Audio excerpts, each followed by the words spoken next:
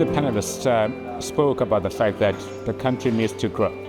And we've got good policies, but we are shy of embracing the chaos that is needed to actually unleash that growth. That resonated very well with me, and I asked a question. And for me, that chaos does not necessarily mean disorder.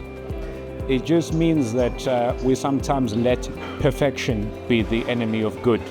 We don't want to start until we've got all our policies and everything, all our ducks in a row. And what that tends to happen is we'll reserve some money aside to do something, be it in renewable energy, be it in small businesses, and we never start because people are not ticking all the right boxes.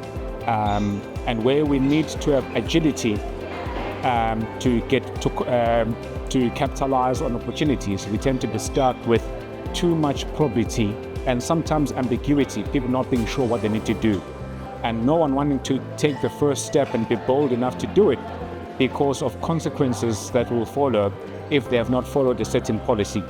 And that tends to have a situation where we've got nice sounding policies, great intentions, but little implementations. The private sector is not like that. On the boards that we sit on, people are able to make decisions. They don't wait until they've got 5 or 7 codes. They do what works and they achieve results. And we need to have a space for that in this context. I know that pension funds obviously have to be well run, and I've been a chief investment officer of a second largest pension fund in South Africa. But we do need to create space for a risk budgeting framework where, without disturbing all your nice policies, without imperiling the risk of the fund, you still have scope to do things. Dip your toes, as Paul and Raxa said, dip your toes, start doing something, then course correct, because you can only steer a moving ship. And that's what I said, let's get started.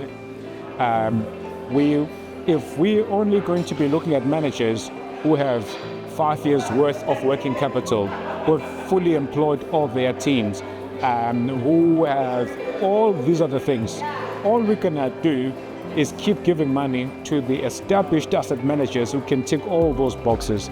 Someone starting out is not going to have all of those things lined up, or would have a large number of them, but not all of them.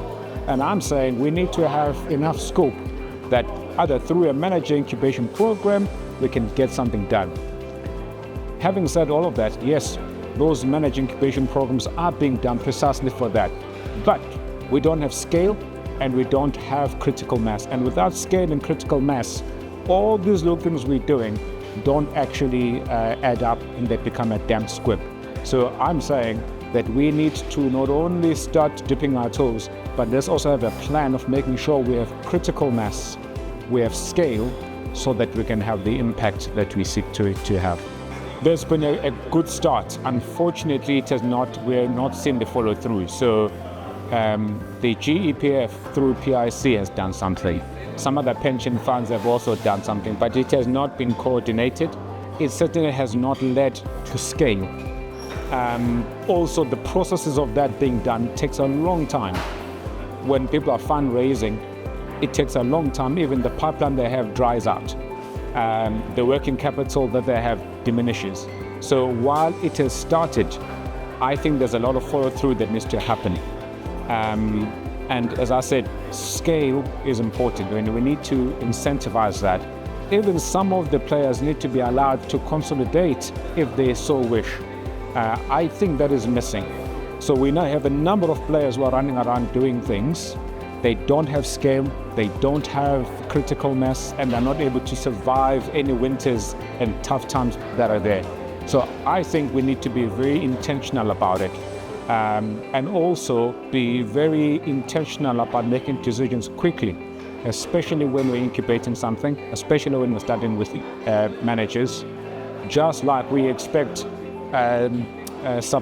just like we expect government to pay small suppliers quickly because they need that working capital, I think asset managers, so asset owners, need to make their decisions, whether yes or no. They need to make their decisions quicker.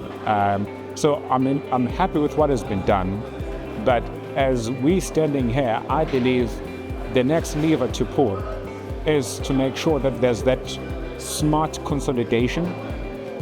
We need to make sure that when we're making decisions, we make them quicker, and we should not be shy about ensuring that the managers we are backing, when we know they can do the job, we give them significant mandates that can make a difference.